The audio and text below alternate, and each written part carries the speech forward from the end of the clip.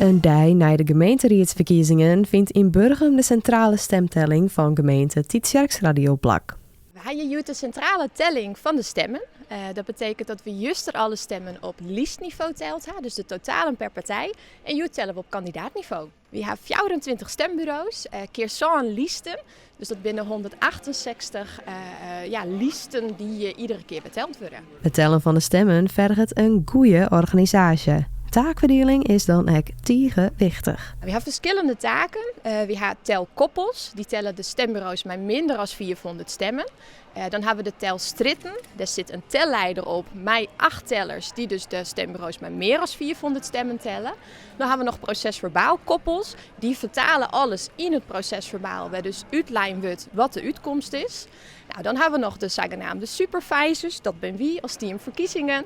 En dan hebben we tot slot nog de invoerders van de uitslagen, uw zogenaamde OSV-team. En die verwerkt alles in de computers. Je telt die stemmen, dat moet in een procesverbaal. Dat is dus niet alleen van de politie, maar ook van hier. Dan vul je in wat er allemaal op totaal is geteld en op kandidaatniveau. Dat vullen we allemaal in, dat gaat dan zometeen de computer in.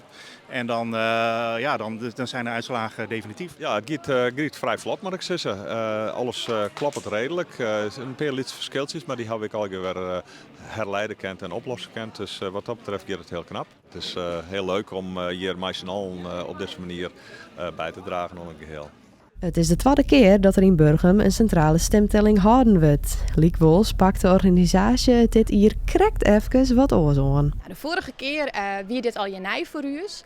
Dus toen we in de veronderstelling dat we mij ons hele team de verkiezingstijd draaien moesten en ik mijn hele team deze draai. Dus dat betekent op die van 6 tot 3 uur 's nachts werkje en de oren daar hier om 7 uur. We staan tot een uur als halve jongens. Ja, dat werkt het net. Dus we zijn nu in shifts onder slaggang. Degenen die juist de jarenlange teruggang, die mochten van de morgen letter beginnen.